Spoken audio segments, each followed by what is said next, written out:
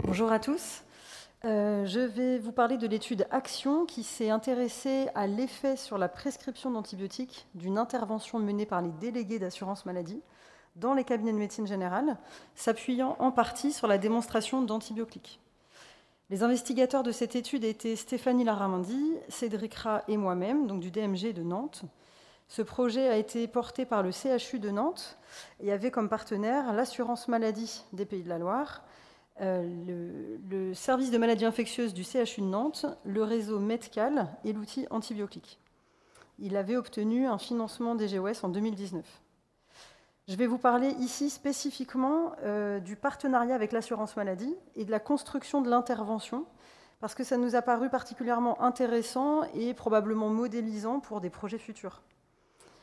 Je n'ai pas de conflit d'intérêt à déclarer, en dehors du fait que je suis la coordinatrice d'Antibiotiques, outil lui-même indépendant de l'industrie pharmaceutique.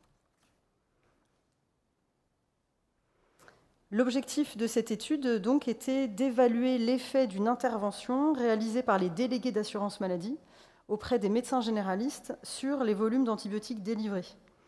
L'intervention consistait en la visite du délégué au sein des cabinets des médecins.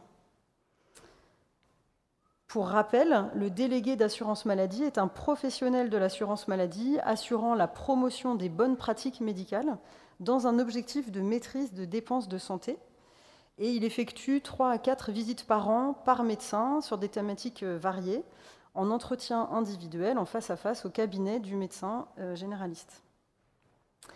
Le contenu de l'intervention, de la visite, a été créé conjointement entre tous les acteurs de l'étude et était basé sur ce qui avait été relevé dans la littérature comme efficace sur l'optimisation des prescriptions antibiotiques.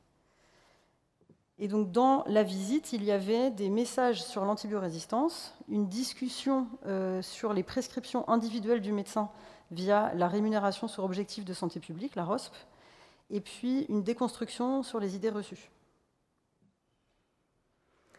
La population de l'étude était les médecins généralistes libéraux exerçant en Pays de la Loire, soit 5 départements, la Loire-Atlantique, la Vendée, le Maine-et-Loire, la Sarthe et la Mayenne, qui étaient en activité en avril 2019 et qui avaient vu au moins 100 patients sur l'année antérieure. Il s'agissait d'une étude prospective, randomisée contrôlée, en 3 bras que je vais vous détailler juste en dessous. La randomisation s'était faite sur les cabinets médicaux, c'est-à-dire qu'en fait, plusieurs médecins généralistes d'un même cabinet avaient tous la même intervention. Et puis, les données étaient issues du système national des données de santé des Pays de la Loire, et l'extraction était faite directement par l'assurance maladie et qui pouvait en garantir du coup l'anonymisation. Dans le bras 1, il y avait l'intervention, donc la visite du délégué d'assurance maladie, avec les messages dont on a parlé tout à l'heure, et la démonstration du site Antibiotiques, avec on mettait Antibiotiques comme favori sur l'ordinateur du médecin s'il était d'accord.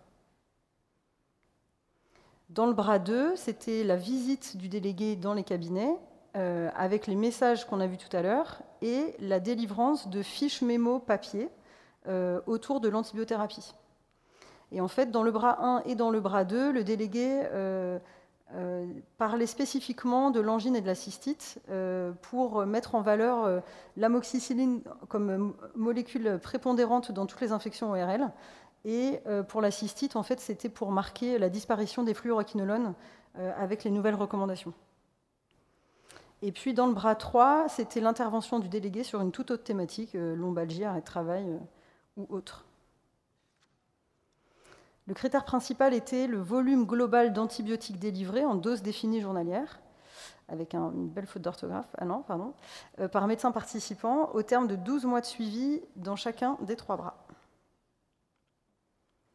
En fait, dans cette présentation, on souhaitait mettre en avant le partenariat à chaque étape avec l'assurance maladie, parce qu'en fait, leur implication, dès le début, a permis la construction vraiment conjointe du protocole, de s'assurer de la faisabilité du projet en amont, de construire la campagne des délégués d'assurance maladie, leur formation, ainsi que de se mettre d'accord sur les documents qu'on allait délivrer.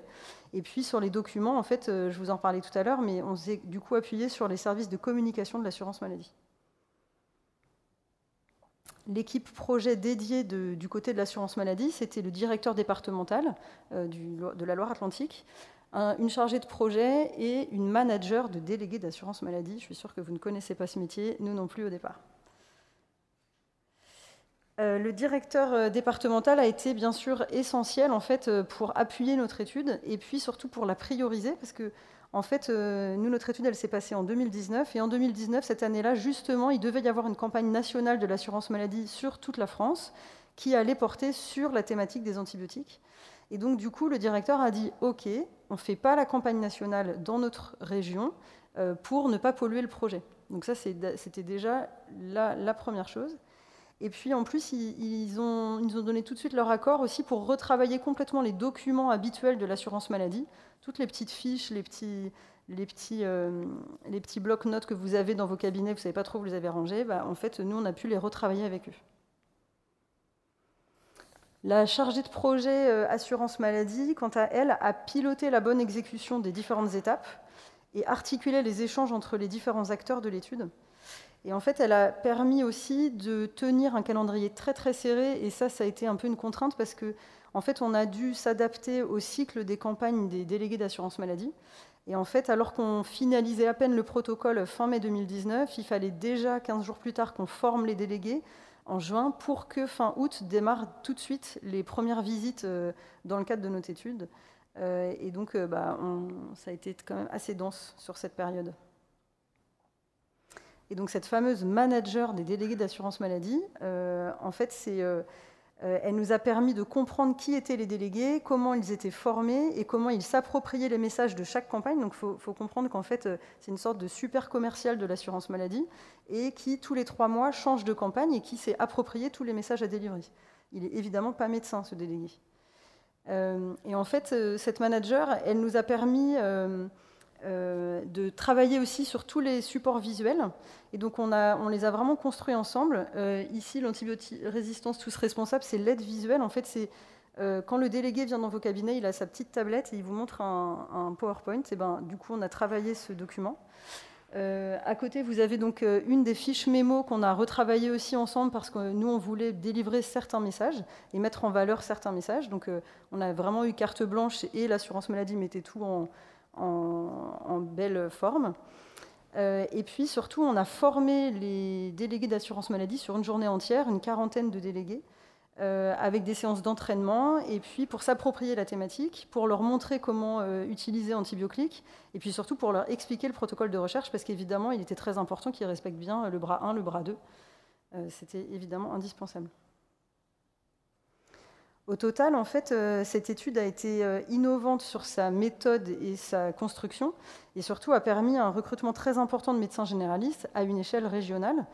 En effet, 2500 médecins généralistes ont été répartis dans les 3 bras, et en fait, quand on prend les bras 1 et le bras 2, c'est plus de 1600 médecins généralistes qui pouvaient bénéficier d'une intervention sur les antibiotiques.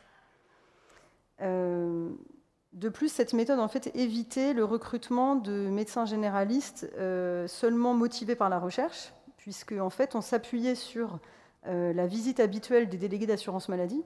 D'ailleurs, on ne leur demandait pas forcément leur consentement, puisque en fait le médecin généraliste peut déjà refuser la visite du délégué d'assurance maladie. Et comme on s'appuyait sur leur pratique habituelle, on ne leur a pas demandé une permission supplémentaire.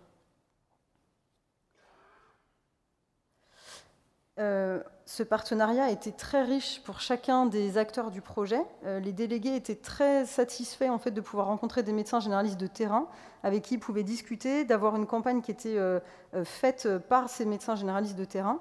Nous, on a été aussi ravis de rencontrer ce métier qu'on connaissait quand même assez mal. Et puis, ce qui était quand même assez étonnant, c'est qu'on s'est rendu compte que l'assurance maladie n'avait jamais évalué l'intervention de ces délégués. Donc, il y a un champ des possibles assez important.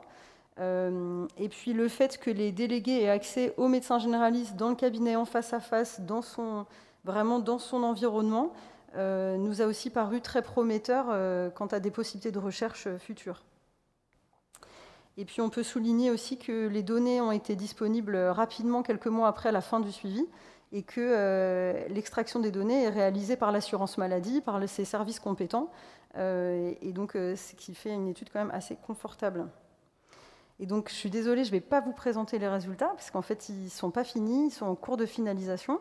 On les aura au premier trimestre 2022. Donc, j'espère vous dire à l'année prochaine. Merci.